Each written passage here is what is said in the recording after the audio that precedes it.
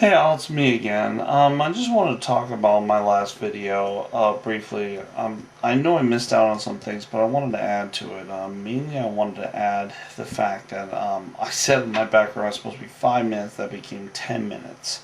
And only got 5 minutes to talk about the two things. So there's two things I want to cover. The first thing I want to cover is the bully itself, what you potentially could deal with, and you yourself on how to avoid bullying. The first one I want to talk about is the bully. Now, bullies oftentimes are usually have a rather tough life. There's usually something going on at home front, something that causes them to lash out. They don't rarely do they wake up and say, "I'm going to bully someone" or "I'm going to intimidate someone," and all this. And you know what's really annoying is that you see all the dramatic acts on TV, and those are extreme cases of bullying. It does happen, but they're kind of extreme. But the point is that there is something going on. There's an old saying that for you to fully understand a man, you need to walk a mile in their shoes. And you need to understand that sometimes that with all the problems at home, the bully is lashing out at you. Um, Usually it's not personal, but it can become personal if you make it. And this goes back into standing out. Um, I can tell you some experience of this because I didn't know this fact because my dad was actually kind of a bully because his parents were rather tough on him to the point of being abusive because they didn't seem to care about him no matter what he did. So he often got into trouble. He lashed out at a lot of things, and he eventually met my mom and had me and all that. But the point is that he had a really rough life, and I don't think it ended the way he wanted it to end. But it ended in a way that now I have that knowledge, and now the future generations could handle it. And that's rough. That's rough for me, but I understand there's a greater good here. But you see, oftentimes people think, "Oh, he's just mean. He's a bully." That's that's very, very, very rare. These most of the time they have normal families. There's just something wrong that's causing them to lash out, and they don't have some inspiration. All that. Now there are some people out there with true medical problems that are just mentally, um, just I want to use the word psychotic, or just have this will to hurt. Those are extremely rare. However, you really need to spot those early and stay out of their way the best you can. Don't even involve yourself, don't hang out with them, and usually others will spot them really quick too. Um, I don't know if they'll inform the teachers on them, that gets into another issue, but it's something that you really need to be able to differentiate between just a regular bully versus one of these people that actually have a medical problem. And by nature, they're not evil people. It's just they feel inadequate in their life, and their way of showing their adequacy is by inflicting pain or getting away with something. So that is the nature of a bully and how to examine and see it. Now, how to avoid being bullied. Now, I talked a little bit about myself and this is the number one rule with bullying. And if you're not familiar with the circumstance or whatever, is try your best not to stick out. And believe me, all of us have made a fatal error in some way or another. But try your best. And what I mean by that is that number one, keep your mouth shut. Do not volunteer information. If you're asked, say, respond. Don't be mean. Don't be rude. Just say like, "Hey, what kind of music you like?" "Well, I like X, Y, and Z." "Well, that's good. I like that music too," or "I don't like that music." And they say that music's lousy. Then you say, "You know what? I like it," and that's that. But then he says, "But at the same time, I heard you like this, and I like that too." And they're like, "Oh, okay." So you're showing an interactivity with people. Don't completely isolate yourself from one group to the other. That's just asking for problems. Um, the second thing is, keep not only your mouth shut, but your ears open. Listen to what other people say. Listen to the music they're listening to. Actually, just listen to the music from their cars. Pay attention on that. Do not go to school and shut down, which I did a lot. Is I go down and I would literally, for like the last 3 hours, just shut down. I wouldn't listen to it, I wouldn't hear anything. I only listen to teacher if I absolutely had to. The rest of the time I would just shut down and just not care on that. And with bullies, they shut down a lot, but then they get bored and then they want to lash out at somebody, and oftentimes it was me. Now, here's the thing I mentioned earlier about how not to say it. Now, if you're the tallest, one of the taller ones at school, you're going to stand out. If you're one of the shorter people at school, you're going to stand out. There's nothing you can do about it. So accept what you are and deal with it at that point.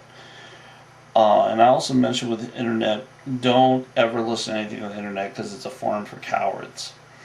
And now there's actually legal laws in place that anybody pretends to be you on the internet and cause you had a bad reputation, you can actually send them to prison. And that is a little scary because I know a lot of people out there who have been victims of this because I worked in different companies and I've seen it. It's just people like deny, and I don't know how many people were telling me the truth versus not, but bottom line with that subject is that you never, ever, ever listen to anyone's opinion or anything on the internet. The other thing here that you need to understand with people, or with how to avoid bullying, is not only keeping your mouth shut, not only keep your ears open, don't expose yourself, don't put yourself out in the open. Like, one of the most cardinal mistakes you can make is in school is picking the desk. If you're not Mr. Cool, don't sit all the way in the back, you're asking for it. If you're not going to be a total brain about the class, sit in the middle. Middle ground's good, fair ground. There's nothing bad, there's nothing wrong. Bullies tend to go in the back so they can get away a little hijinks. But then what happens is that some teachers catch on to this and move the bullies to the front. And I've seen that happen a couple of times. They're just like, ugh. But ironically, they learn in the class. And that's the thing here. That's one example. Another example is that if you see what other people are wearing, such as a certain color combination, matching clothes, you don't have to be like Mr. Fashion connoisseur and match perfectly, but don't stand out. Don't get some really off-the-wall colors unless everyone else is doing off-the-wall colors. For example, if other people are wearing neon, get neon. But if not everybody's wearing neon, then I don't suggest wearing neon, unless there's a point. And these are just some things just to get yourself out of the crosshairs of a bully. Now, and once you're out of those crosshairs, you won't have any problems. Now, when you get into a situation, and partially this is, I'm sorry, I'm going to go backtrack a little bit. Partially this is the bully's fault because there's some inadequacy they feel. Very rarely do they just wake up and say they're going to do this.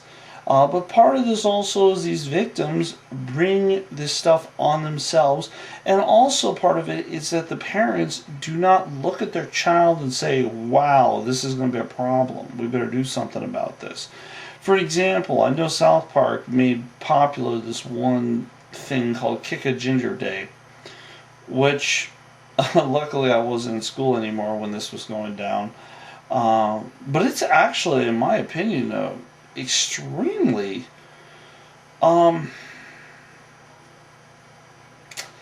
it's hard to say because, for an example, there are some people that consider a race bias when you have something that describes a certain ethnic or racial group. For an example, Jews, African Americans, Chinese, Japanese, English, French, all designations. Okay? But red hair is considered something like 2% or less in the entire planet. And South Park did this whole thing about Kick a Ginger Day. And this one poor kid went to high school up in Los Angeles. I think it was even Brentwood, where Brentwood's an extremely affluent area of North Los Angeles.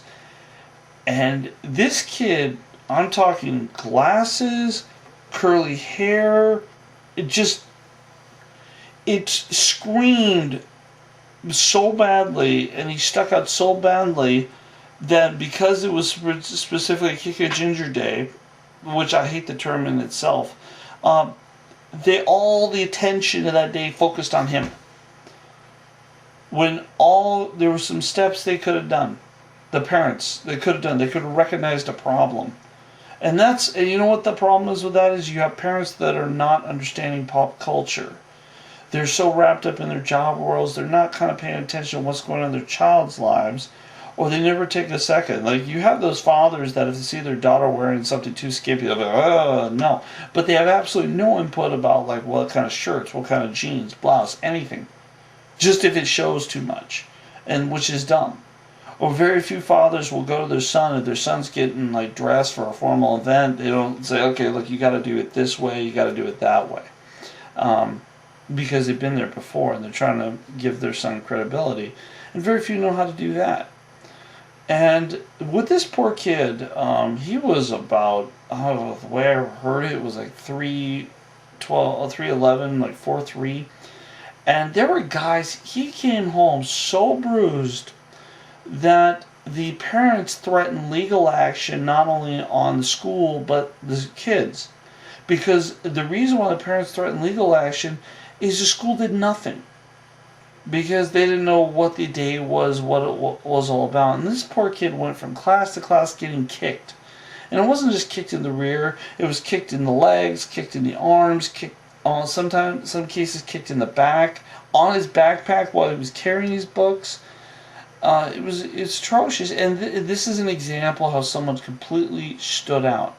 But it could have been fixed. I guarantee you, if I had put a different set of clothes on him, either shaved or bleached his hair, done something different with his hair, changed his glasses, he probably would have tremendous difference on that. And that's the thing about gaining attention. Do not be the class clown. Look at what other people are wearing. Don't be afraid to try something different. Listen to people. Because the more you're different, the more you step out. It's good to be creative, but there's a time to be creative and a time to be conservative and just let things kind of lie as it is. And this poor kid didn't take that one step and just saying, hey, I need to step out. Bullying will be impossible to destroy. That's the truth. It'll never, ever, ever be totally beaten out. But there's ways you can do to avoid it by taking simple steps. By simply just dressing better, or dressing more normal, doing something different with the hair, doing things that will not make you stand out. And there are some situations where you just don't have a choice, and that's reality, and that's life, and I'm sorry about that. But then when you get into a situation or confrontation with a bully, usually it's just the bully trying to intimidate you. Whatever he wants, no. Unless he pulls a weapon or starts really pummeling you, no. If you see someone getting bullied where someone's being threatened with a weapon or really being pummeled, you got to tell someone, especially if it's a repeat offense, because that's it. But here's the problem: people are worried about like retaliation. Well, that's your judgment call. However, here's the thing. If you do nothing, if a bully bullies you and you do nothing, then what's stopping him from doing it again and again and again until your response action will be a little more permanent? And that's the problem you're facing. So just don't stand out. Don't play sports because you want to be popular. I tried that, did the prom, and it was a failure. Don't do it. Just stand out, be yourself. Don't stand out, just be yourself, be happy with your life, and you'll run into less problems and be open to ideas and different concepts and just pay attention to the world. Anyway, I hope this helps out a little more in clarifying things. Thank you much.